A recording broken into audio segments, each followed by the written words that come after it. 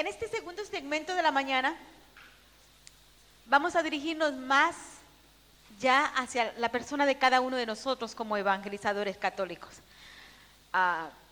Ya sabemos que somos escogidos y toda esta cosa, ¿verdad? Pero mire, vénganse conmigo a los Hechos de los Apóstoles, en el capítulo 22, verso 6. San Pablo fue alguien que entendió su misión y su llamamiento en el Señor. Y quizás en este pasaje que vamos a leer ahora es la tercera vez que él lo comparte. La primera era, ¿cómo les llegaba? Capítulo 22 de los Hechos de los Apóstoles. Esta es la tercera vez. Si ustedes han leído el libro de los Hechos de los Apóstoles, hay varias versiones como él cuenta su testimonio, y en cada versión de como él relata su testimonio de conversión, como que va captando más el sentido de su llamamiento en el Señor. Y esta es una de las que para mí aclara un poco más para nosotros como evangelizadores nuestra misión.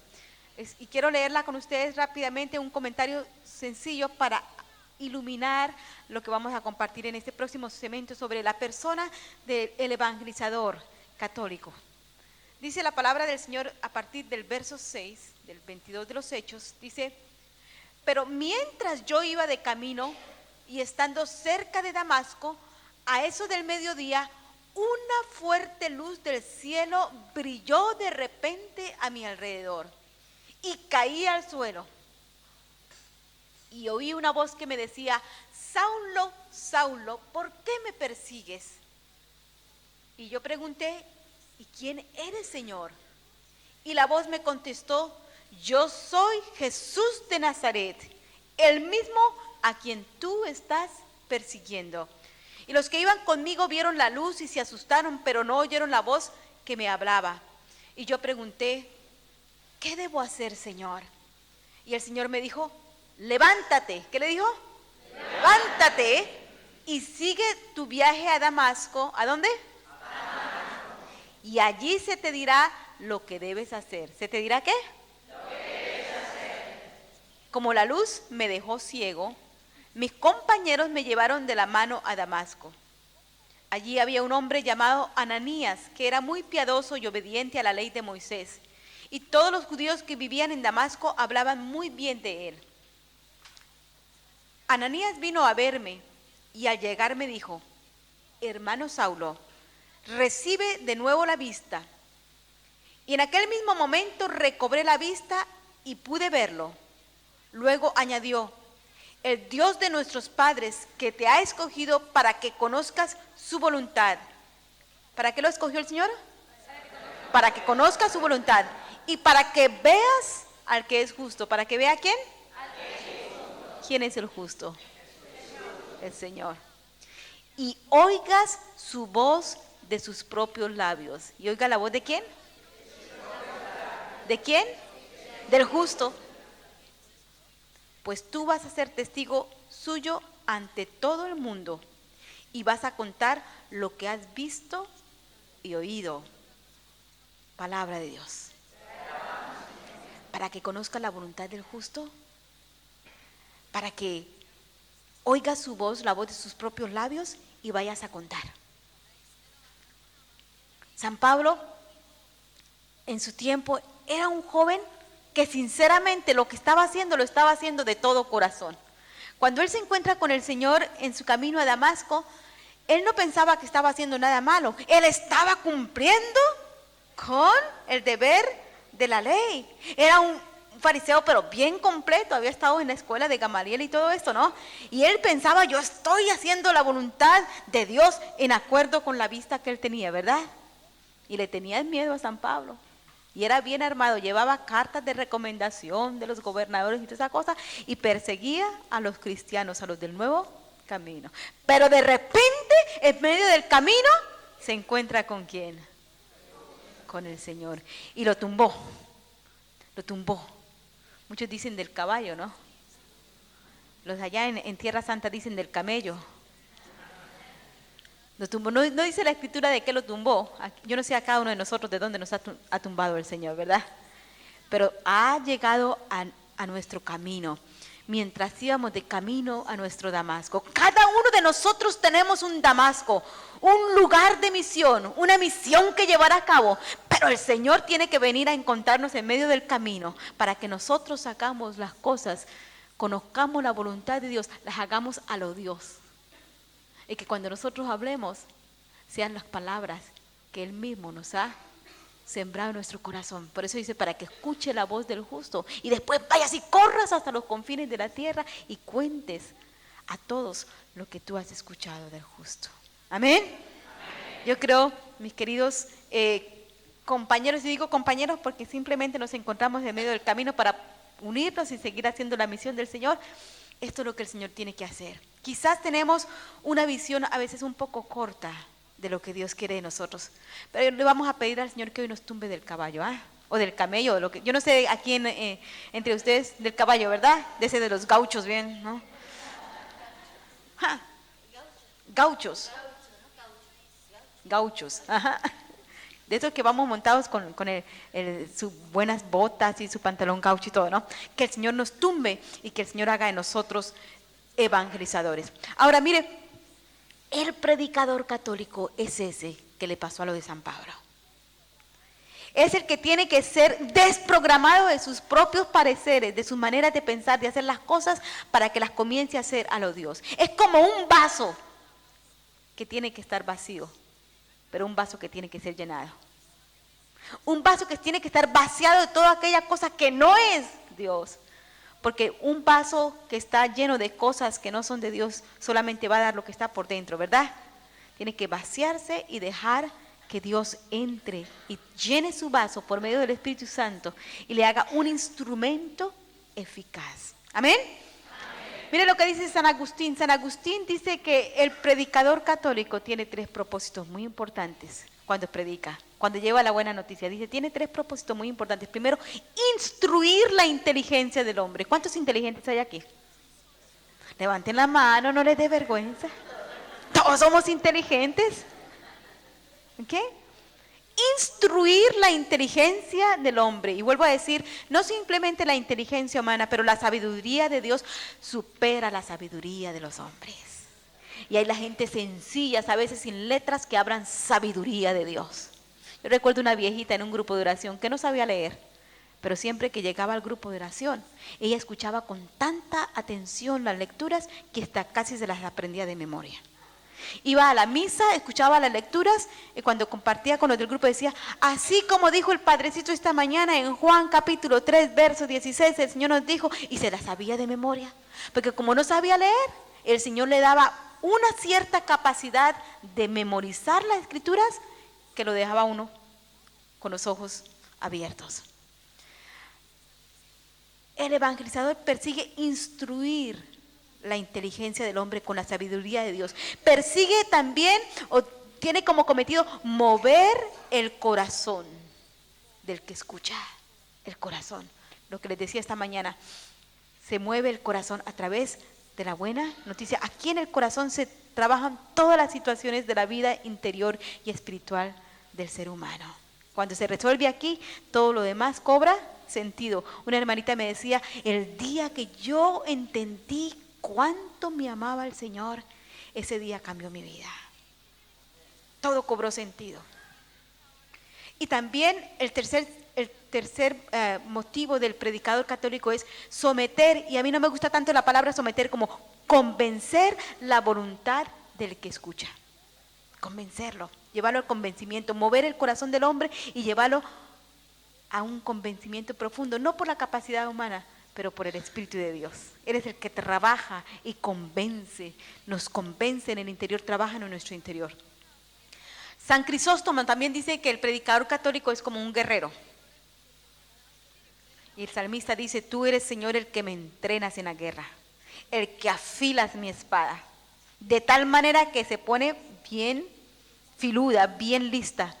Y también por el profeta Isaías dice, yo los instruiré a ustedes de tal manera que para que sean instrumentos como filos bien elaborados para que cuando vayan con la palabra puedan penetrar hasta el profundo del corazón.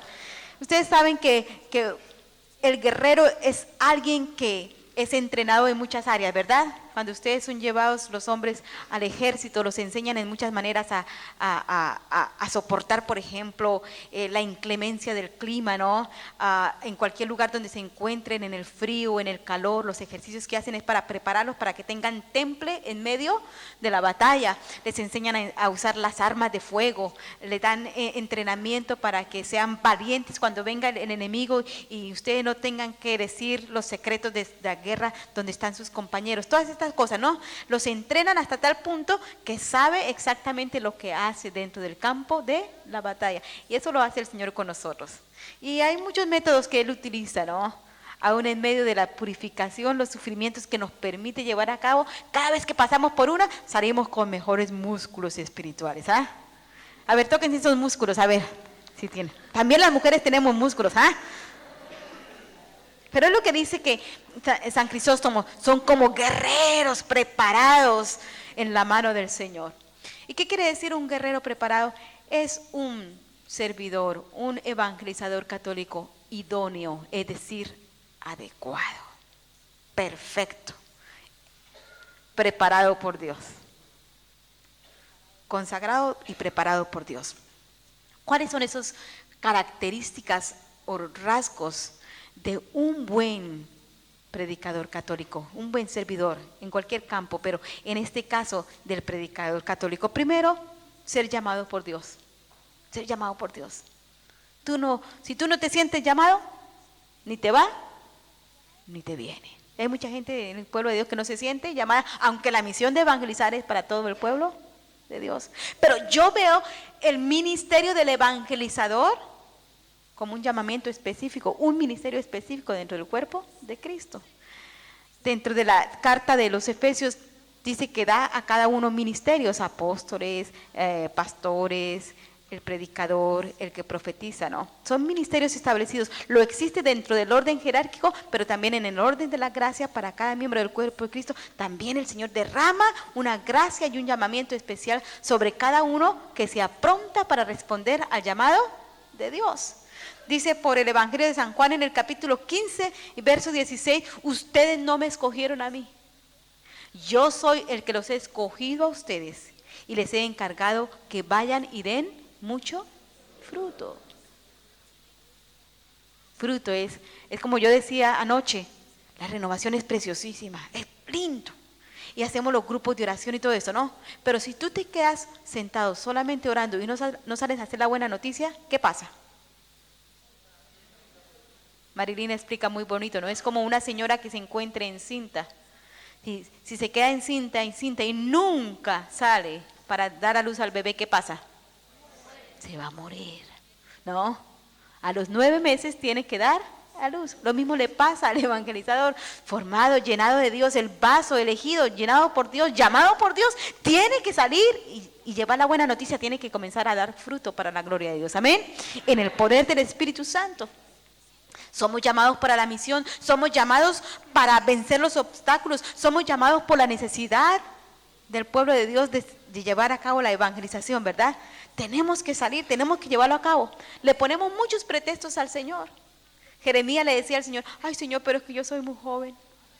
Ay Señor, ¿por qué no llamas a otro? Fíjate Señor, ¿no? Isaías era otro. Isaías, el Señor se la jugó cruel. Le mandó un ángel. Y él decía, pero es que yo soy, Señor, no puedo, mire, me quedo extasiado ante tu presencia, ¿no? Estaba en un momento de arrebatamiento, de oración, así como estamos nosotros. Y de pronto el Señor comienza a decir, necesito un mensajero. ¿A quién enviaré? Isaías se hacía el distraído. Seguía mirando los ángeles por todos lados. ¿A quién enviaré? Hasta que de pronto el Señor viene por medio de un ángel. Ay, Señor, pero es que yo tengo labios impuros. No te preocupes, yo te los purifico. Y viene con un carbón encendido y purifica los labios, ¿verdad? Y después le pregunta otra vez al Señor a Isaías, ¿a quién voy a enviar? Yo creo que no quería que le siguiera quemando los labios, ¿verdad? Envíame, aquí estoy yo, Señor, envíame a mí. Y cada uno, Marilyn les contaba anoche sobre Moisés, ¿no? Le daba disculpas al Señor que era tartamudo y le decía, no te preocupes, yo te mando a Aarón. El Señor tiene respuesta para cada uno. Así que no hay problema. ¿Cuál es tu problema? Cuidado, porque el Señor tiene la solución. Amén.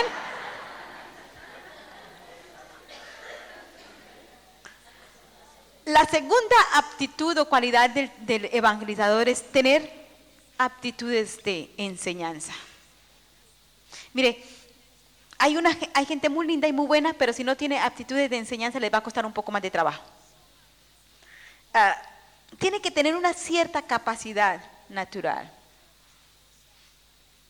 Todos nosotros, bendito sea Dios, nacemos dentro de un ambiente en el que tenemos que aspirar a la educación, ¿verdad? Aprender las primeras letras, aprender a leer, aprender a escribir, aprender a sumar, aprender a restar. Y a medida que nos aprestamos para el aprendizaje, aprendemos muchas más cositas, ¿verdad? Pero tenemos que aspirar a nuestra formación. Entre más nosotros nos eduquemos, también vamos a poder servir mejor al pueblo de Dios. ¿Sabe cuál es un mejor evangelizador católico? Aquel que continuamente lee la palabra del Señor. Aquel que come la palabra del Señor, no solamente la lee, pero come la palabra del Señor. ¿Por qué digo que come? Porque lo que se come es lo que produce efecto, ¿verdad? Produce efecto. ¿Cómo es Ezequiel? El llamamiento de Ezequiel le decía el ángel, cómete ese libro. Y decía, me sabe muy dulcecito, Señor. Pero cuando ya comienza a sentir los efectos, dice, ay, pero está un poquito trabajoso, me está sabiendo un poco amargo, Señor. Cómetelo bien para que cuando salgas sepa lo que estás diciendo. No, tenemos que comer esa palabra del Señor para que comiendo la palabra del Señor puede producir efectos en nuestra vida como evangelizadores, siervos del Señor y también produzca el fruto esperado. Amén. Entonces, ojalá que de aquí salimos evangelizadores no perezosos, sino aquellos que comemos la palabra del Señor. Y la palabra del Señor también, no solamente a través de este santo libro de la Sagrada Escritura, pero a través de los documentos de la iglesia y todas aquellas cosas bellas que el Señor nos presenta para instruirnos y formarnos en los caminos de Dios. Amén. Amén. El tercer aspecto o cualidad es un servidor con un testimonio de vida. Un testimonio de vida. Por ahí hay una frase que dice, tus hechos hablan tanto que me es imposible escuchar lo que tus labios me dicen. En el Evangelio Nunciandi, en el número 41, dice que el hombre contemporáneo escucha más a gusto a los que dan testimonio que a los que enseñan. O si los escucha o escucha a los que enseñan es porque dan testimonio, sobre todo mediante su conducta y su vida. Y así es como la iglesia evangeliza al mundo, es decir, mediante un testimonio vivido de fidelidad a Jesucristo. Y esto se podría resumir en una palabra, es la exigencia de todo evangelizador. Una palabra, dice el Papa, la santidad. La santidad. ¿Cuántos santos hay aquí? No me diga todo, porque puede ser que tú seas santica, pero yo no soy el del lado. ¿Cuántos santos hay acá? Voy a hacer la pregunta más directa. ¿Dentro de quiénes vive el Espíritu Santo? Entonces, ¿cuántos santos hay acá? A ver, ponte aquí la mano en el corazón. Soy santo, santa. Todavía no has subido a los altares, pero eres santo. Todavía el Espíritu Santo está trabajando, pero ya no tienes escape. Es más, tú le andas diciendo al Espíritu Santo, purifícame, santifícame, ¿no? Y sabes que te la está tomando en serio. Y el Espíritu Santo sigue trabajando y va a seguir trabajando dentro de nosotros. Y nos va a hacer a la plenitud hombres y mujeres santas de Dios. Y entre más Él trabaje en nosotros, nos va a hacer mejores servidores evangelizadores para el pueblo de Dios. Amén. Es imposible evangelizar sin la base del testimonio. Santo Tomás dice, nadie debe asumir el papel de predicar mientras que no se haya purificado de la culpa y perfeccionado en la virtud. ¿Sabe que las virtudes son el campo favorito donde trabaja el Espíritu? Y cada uno de nosotros tenemos que estar en esta disposición en el Espíritu para que Él pueda purificar y hacer lo que tiene que trabajar en nosotros. Y qué belleza, qué bella es la iglesia, la vida sacramental en la iglesia, porque cada sacramento cumple su función en la santificación de los fieles. Y ustedes podríamos pasar un solo seminario hablando de la vida, del efecto de los sacramentos como vida de Dios en nosotros. Y nos quedaríamos así, con los ojos bien abiertos, porque lo que hace Dios es maravilloso en nosotros. Los documentos de Puebla también nos enseñan que el testimonio es un signo que conduce al deseo de conocer la buena nueva. Dice, vivan de tal manera pura y santa que la gente que los vea digan, tenemos que saber por qué vive así. Queremos que nos cuentes por qué vives así. Una vez estábamos en una cafetería, unas compañeras y su servidora en una cafetería en Medellín, otra vez, esta fue una ciudad donde yo trabajé mucho, y estábamos tan entretenidas hablando de Jesús. Así nos estábamos tomando un café o un mate como ustedes hacen acá, ¿no? Y no nos dábamos cuenta que la gente nos estaba escuchando. Y estábamos hablando y de pronto se acerca un hombre profesionista y dice, ¿me permiten sentarme a escuchar lo que ustedes están hablando? Decía, bueno, sí, pero no, estábamos tan entretenidas y de pronto nos dimos cuenta, había como 6 o 7 personas alrededor nuestro queriendo escuchar lo que estábamos hablando del Señor. No, así está el hambre de la gente. La gente quiere escuchar de Dios, pero de un Dios vivo, de un Jesucristo vivo que toca y transforma la vida. Pero lo van a ver a través de tu vida, el gozo con que tú lo proclamas, la certitud con que tú lo proclamas, la convicción con que tú lo proclamas porque lo vives todos los días, porque desayunaste con Él esta mañana y te hablaste con Él de tú a tú, ¿no? La gente lo nota. La gente más sencilla, hasta el campesino más sencillo, sin letras, sabe dónde está Dios. ¿Amén? Y ojalá que nuestra fuerza de evangelizadores parta también de ese elemento, de nuestro testimonio de vida. Créame, si no hay testimonio de vida, sino solamente puras palabras, es mucho el daño que se le puede hacer al pueblo de Dios. Porque somos como lamparitas encendidas. Y si no hay testimonio, ya no solamente nos perdemos nosotros, pero perdemos a muchos. Amén. Hay que tener mucho cuidado y por eso la seriedad de un testimonio de vida. El otro aspecto, otra cualidad del evangelizador católico es la madurez espiritual.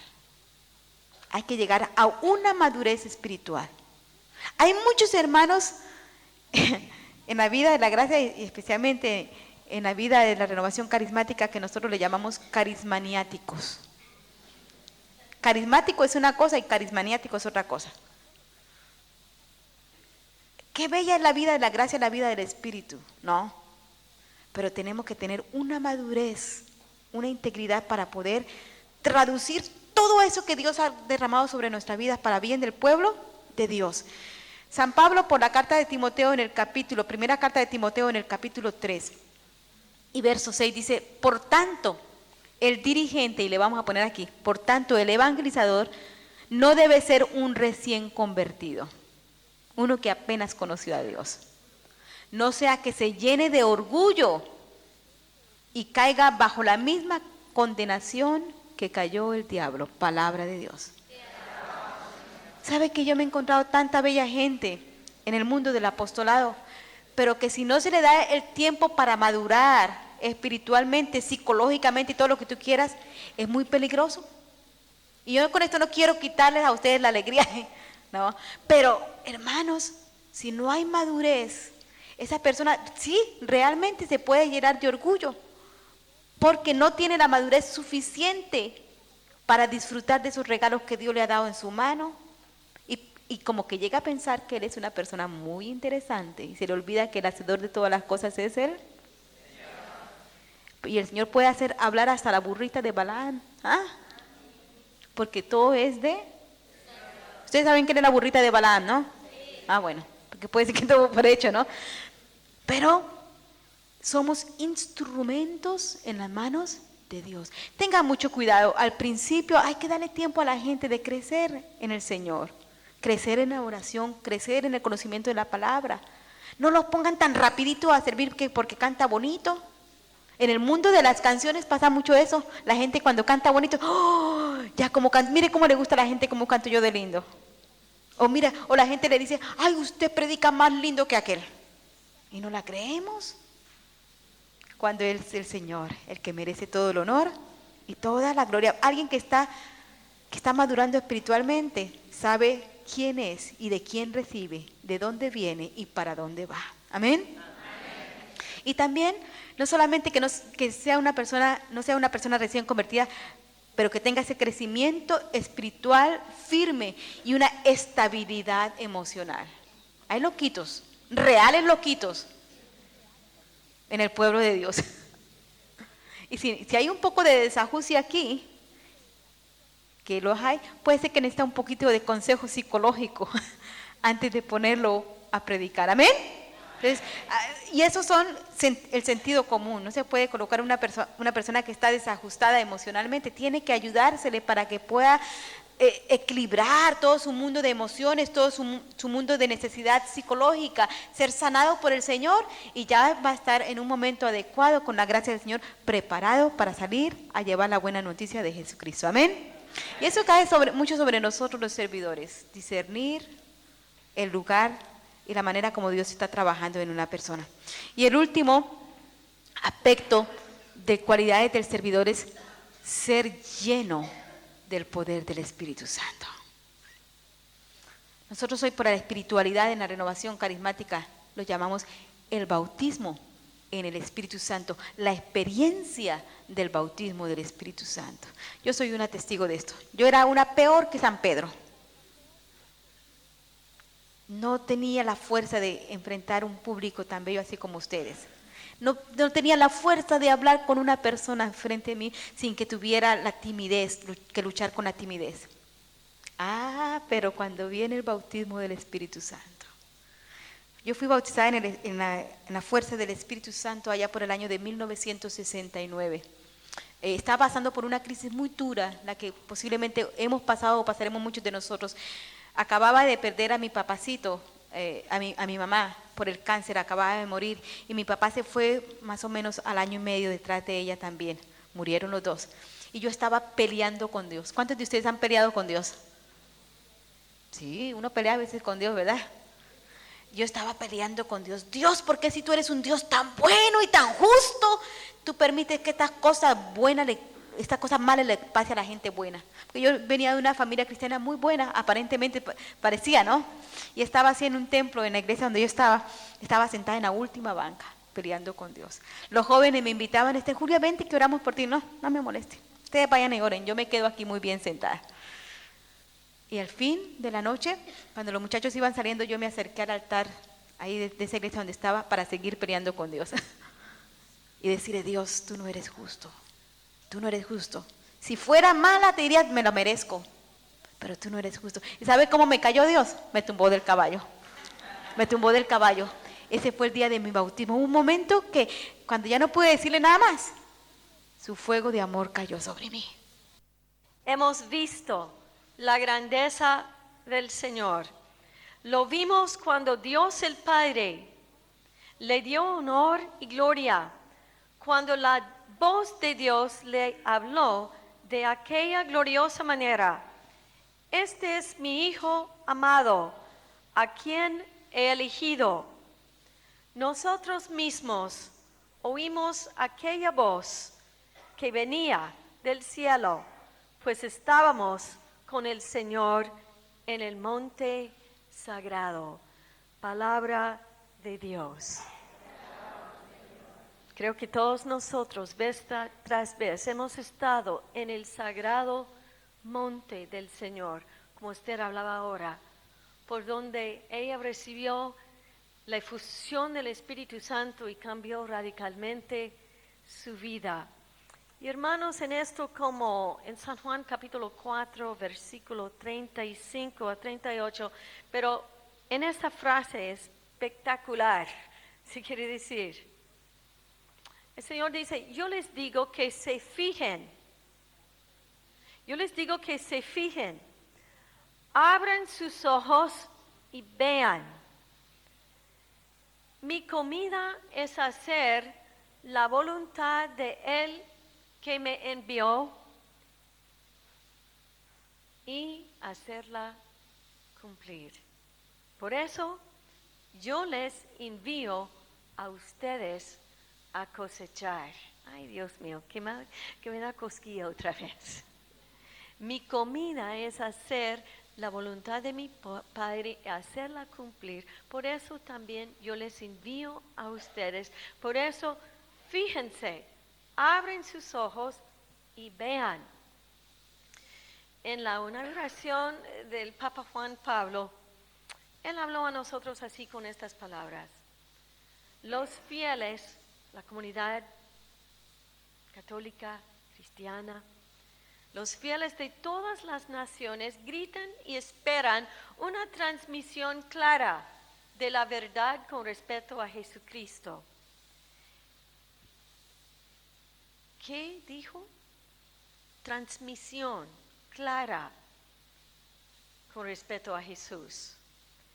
Y este es el centro de la evangelización, él dice, y constituye el contenido esencial, una transmisión clara de Jesucristo. No hay evangelización sin la proclamación del nombre, la vida, las promesas, el reino, el misterio de Jesús de Nazaret, el Hijo de Dios. Pero él sigue diciendo, la iglesia nace, se despierta por la respuesta que damos, por la fe en Cristo. Como hablé esta mañana, la transmisión es clara, pero tiene que ser aceptada. La respuesta. Yo no paso ninguna predicación sin al final buscar una respuesta. Que no seamos oidores solamente, pero hacedores de la palabra. El Papa lo dice, la iglesia nace por la respuesta que damos por la fe en Cristo. En efecto, la aceptancia de la buena nueva. Así nos unimos como creyentes en el nombre de Jesús, buscando juntos, pues. No podemos buscar juntos si no hemos aceptado, si no hemos nacido juntos.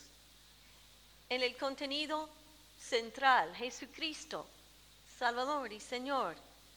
Pero si le hemos aceptado, nos unimos como creyentes. El problema es que hay muchos proyectos, muchas programaciones, muchas actividades, muchos planes pastorales.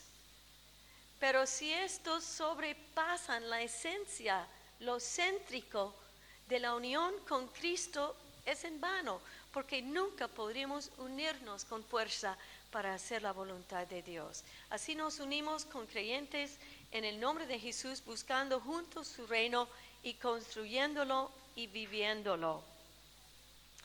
El Papa Pablo habla mucho en la exhortación apostólica y quería leer para ustedes especialmente el número 14, que así dice: evangelizar constituye en efecto la dicha y la vocación propia de la iglesia. ¿Quién es la iglesia? Entonces, ¿cuál es tu vocación? ¿Sabes que el Señor está grabando? La iglesia existe, tú y yo existimos. Tú existes, su identidad más profunda. Evangelizar es tu identidad más profunda, si fuera, ¿verdad? Porque cuando aún en el principio mencionaba la palabra evangelización, pensamos en los evangélicos, ¿no? O en mi tierra, Billy Graham, ¿no? O los grandes evangelizadores conocidos en el mundo. Y nadie pensaba en nosotros, los pobres católicos, pero somos de primera los primeros evangelizadores. Perdimos nuestra identidad por largo rato, por X, quién sabe, miserias, pero existimos para la evangelización y es la vocación de la cual nos dice que es nuestra identidad más profunda. Véanse un momento. ¿El mundo te conoce como evangelizador, evangelizadora? ¿Te conoce como una que proclama con poder el misterio de la muerte, resurrección y la vida por su testimonio de vida? No es que estar aquí con un micrófono, pero te conoce por lo que es el misterio de Jesús corriendo por sus venas, proclamando paz, reconciliación, alegría. dice así, ser canal de don de la gracia. Reconciliar a los pecadores con Dios. Ustedes saben que esa es su identidad más profunda. Ay Dios, con razón tenemos que orar, ¿verdad? Porque reconciliar a todos los pecadores con Dios y perpetuar.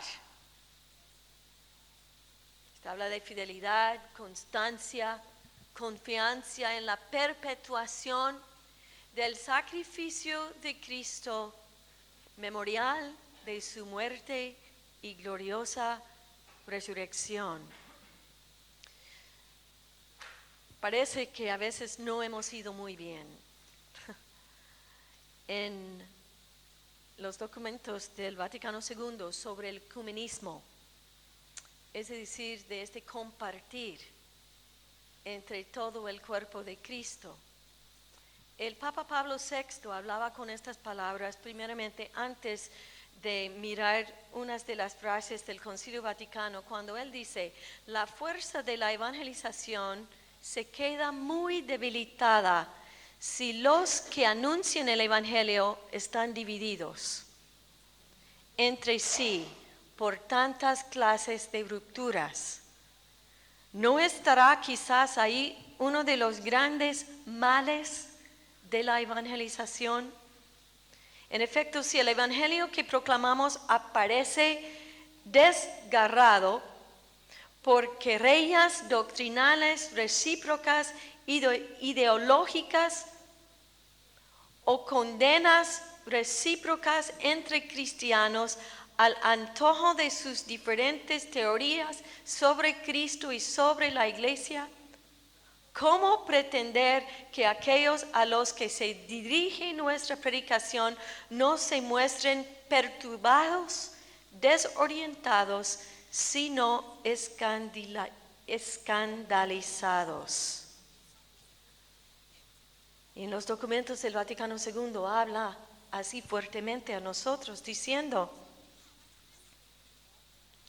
muchos, sin embargo, las comuniones cristianas que a sí mismas se presentan ante los hombres como la verdadera herencia de Jesús, todos se confiesan discípulos del Señor, pero sienten de modo distinto y siguen caminos diferentes, como si Cristo mismo estuviera dividido.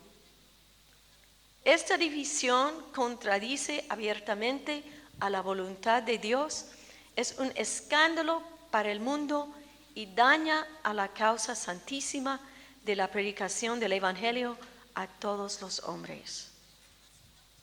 Y cuando los documentos hablan a nosotros de cómo reconocer la realidad de la cual enfrente de nosotros vivimos como católicos, dice, pues aunque la Iglesia Católica se halle enriquecida con toda la verdad, ¿sí o no? Revelada por Dios y todos los medios de la gracia, todos, qué responsabilidad, todos. Sin embargo, sus miembros no viven con todo el fervor que tales riquezas exigen, tanto que el rostro de la Iglesia resplandece menos ante nuestros hermanos separados y el universo, el mundo entero se retrasa el crecimiento del reino de Dios. Que Dios nos perdona por haber brillado tan menos lo que es la grandeza de Dios en nosotros por la fe. Papa Pablo VI dice, unos encontrarán el camino al cielo por caminos no entendidos por nosotros. Pero ¿cómo nos vamos a salvar nosotros si no evangelizamos?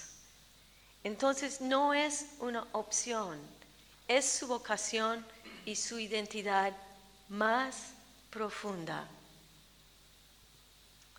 En Evangelio Nuntiana dice que solo por la fuerza del Espíritu Santo podríamos alcanzar esta evangelización, Pero ahora, ¿cómo vamos a compartir este testimonio? Que Cristo murió, resucitó y viene otra vez. En el bautismo hablamos de la conversión, ¿no? Del pecado y sus consecuencias, lavada de la culpa, más blanca que la nieve. Dios nos presenta al Padre por los méritos de la sangre de Jesucristo y nos lava de todas las manchas y arrugas. ¿Sí o no? Sí. Y la fe, la íntima relación con el Señor nos hace uno con Él para comenzar la jornada que nos dirige a la confirmación, el señal visible de la gracia, del poder de Dios en nosotros, que nos hace confesar abiertamente el señorío de Jesús en nuestra vida. Tomar sobre nosotros la cruz del Señor como soldados del Señor, llenarnos del poder del Espíritu Santo, los dones del Espíritu Santo operante en nosotros. Y cuando llegamos a celebrar la Eucaristía, celebramos de esta dicha, hermanos. ¿No saben ustedes que ustedes son el sacrificio vivo delante del Señor? Y así nos ofrecemos como ofertorio glorioso al Señor para unirnos nuevamente con Él, con todas sus gracias, para ser partido y repartido como pan sobre la faz de la tierra. Ahora, qué belleza es esto, pero ¿cómo lo vamos a testificar a otro? Ahora, cuando mis hermanos, cuando yo viví en las Asambleas de Dios, y yo me acercaba a uno de mis hermanos católicos y me preocupaba por ustedes, ¿no? Entonces yo les preguntaba, como la frase, la expresión que todos ustedes conocen por los evangélicos o por los hermanos de quizás otras denominaciones. Y yo les pregunto, ¿eres salvo? ¿Eres salva? Entonces, si yo conozco a Jesús como una hermana evangélica, yo pregunto a ti, hermana, si tú eres salva y si tú nomás me dices sí, ¿cómo voy a saber? Entonces, volviendo a lo que es la esencia, muchos dicen, Marilyn, pues yo fui bautizada 3 días después de mi nacimiento. Este no me aclara que eres salva. Este no me prueba, porque una fecha no me va a probar que eres salva. Pero si tú me dices, tú sabes, Marilyn, que la alegría que tenemos en común de ser bautizados en Cristo. Y tú sabes, Marilyn, que mi bautismo significa que yo he sido lavado de la culpa. Y Marilyn, tú sabes que Jesús vive en mí, me ha presentado al Padre de Dios y me ha dado el privilegio de ser discípulo de Cristo. Yo no soy digno de esta gracia, pero Él me miró desde la cruz y puso sus ojos en mí y me unió con Él por el bautismo, por las aguas bautismales. Pero yo me fallé y por mi pecado así viví como con razón. Marlene, tú me preguntas si soy salva, tienes toda la razón. Porque me ves triste, me ves desconsolada. Y con razón, tú tienes preocupación de mí o mis hermanos católicos, con razón. Pero te digo, por esta renovación en el Espíritu Santo, no solamente he pedido la reconciliación con mi Dios por el sacramento que vivimos, que me da la alegría de presentarme delante del Señor vivo. Y mi sacerdote conmigo ruega al Señor por el perdón de mis pecados. Y qué alegría confesar estos pecados.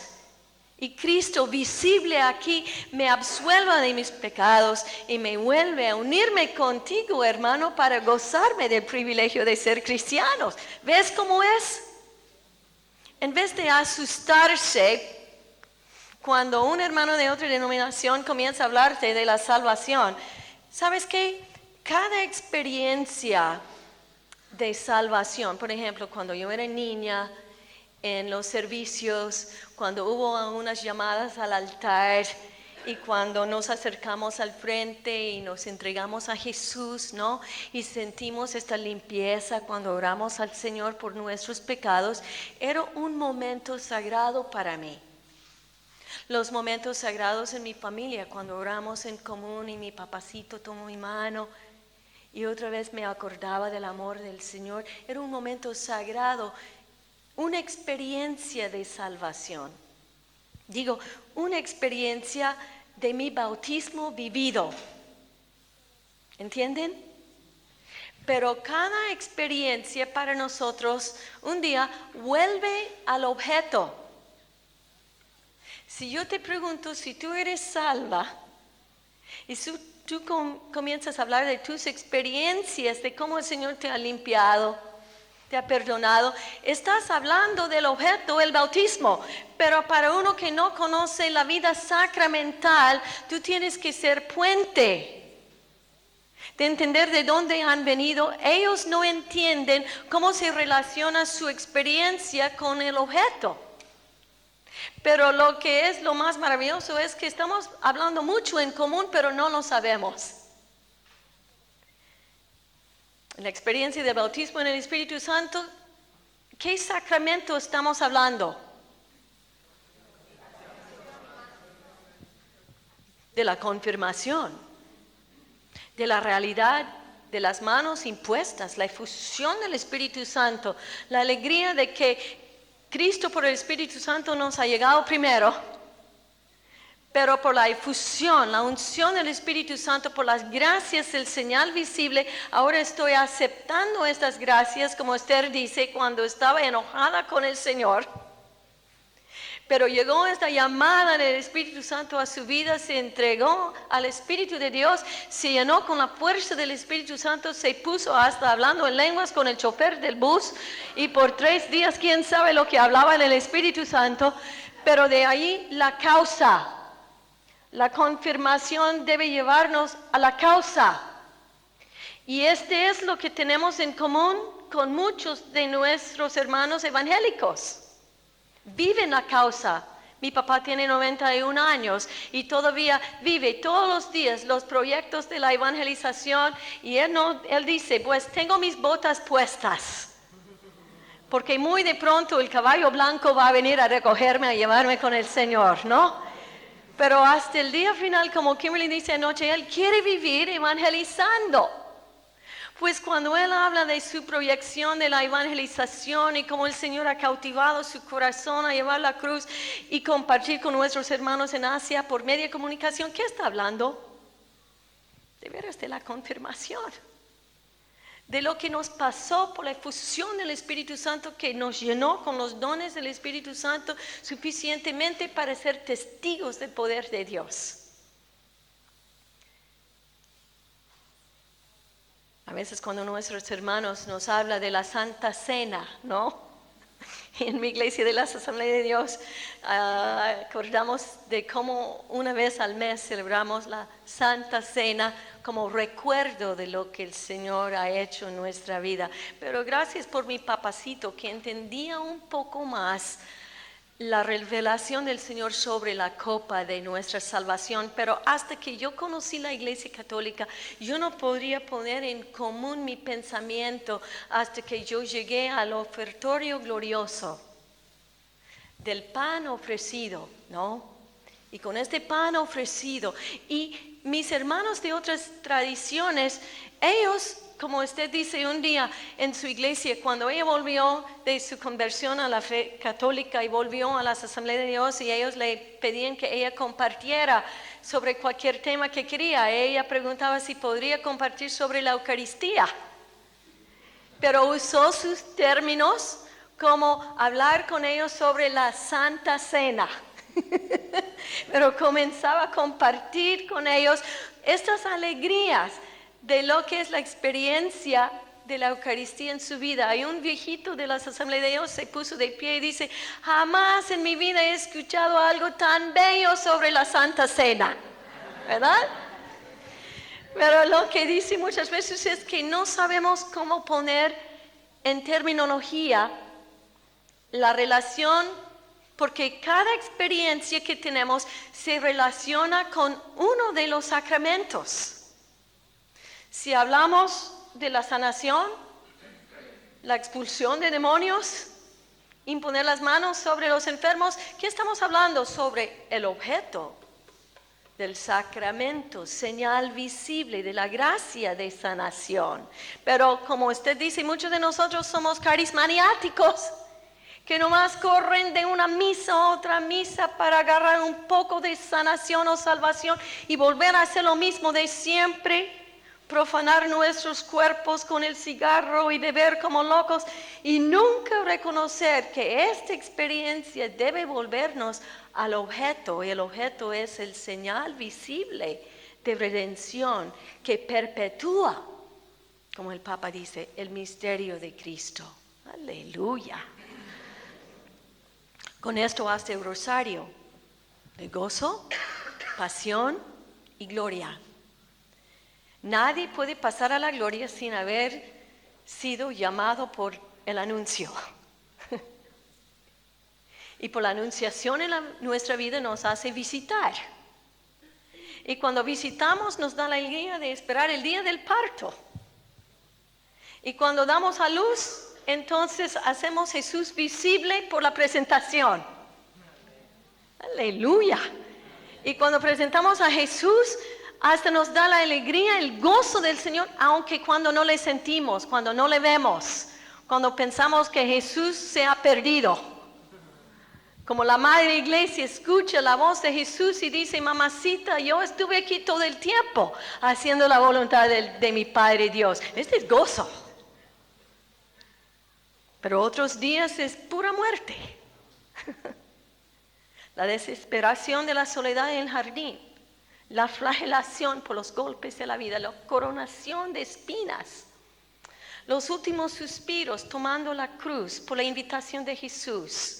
Tu cruz, mi cruz, de cada día, que me hace morir con Él. Pero después de haber pasado por el susto, viene el gusto.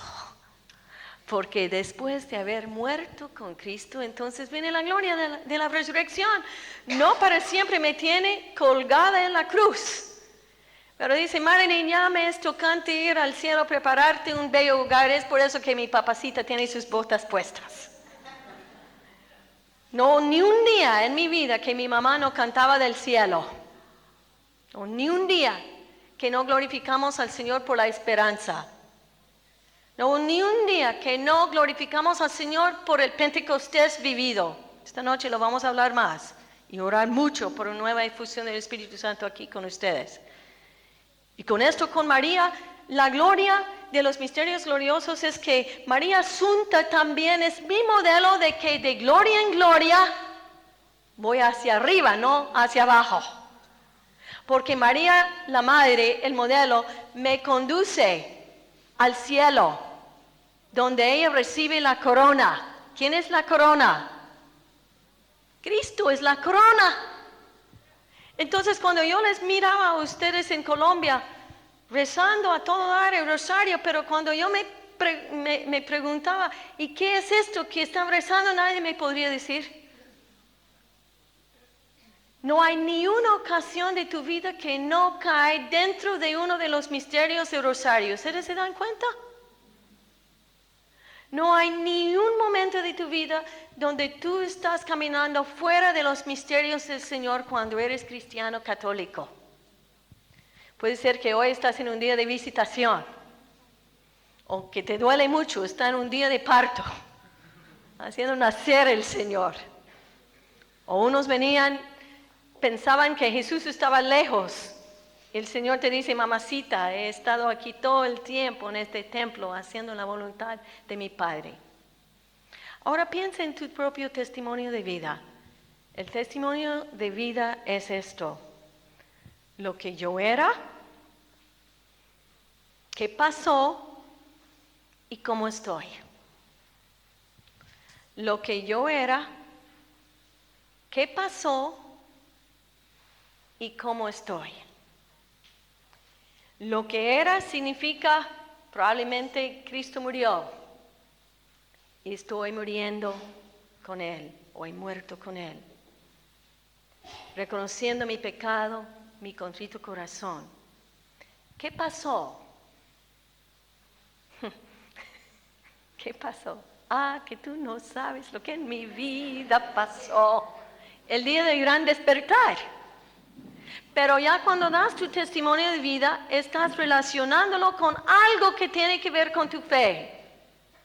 Como yo les dije, claro, el Señor misericordioso me dio el don de mi bautismo, la fe, pero me fui lejos. Y puede contar vulnerablemente un poco de su historia, de lo que era este pesar en que viviste. Pero ¿qué pasó? Pues por la gloria, hermano, de este Espíritu de Dios que me transformó. Y lástima que yo no pude entender cuando fui confirmada de lo que es esta gracia que el Señor me da en mi fe, de ungirme, de hacerme soldado de la cruz, pero yo no entendí, yo caminé débil. Pero gracias por la renovación en el Espíritu Santo que me ha vuelto a conocer el don gracioso que fue puesto en mí por aún el sacramento de confirmación. Y los hermanos van a comenzar a decidir, ¿qué es esto? ¿Qué bonito es? ¿No? Y al final de todo esto hasta podría decir, mira, mi vida es como un rosario, hermano. Y él va a decir, wait a minute, párate allá. Ustedes rezan a la Virgen y yo no creo en la Virgen. Ay, hermano, qué belleza, la Virgen, modelo de nuestra fe. Y comenzar a contar lo que es el misterio gozoso que un día también tenía que llegar a ti. Porque tanto como María vivía en esta tierra de esclavitud donde yo vivo, pero un día el Señor me tenía que despertar, anunciar sobre mí por el Espíritu Santo que también yo era privilegiada y bendecida. ¿Entiende un poco esto?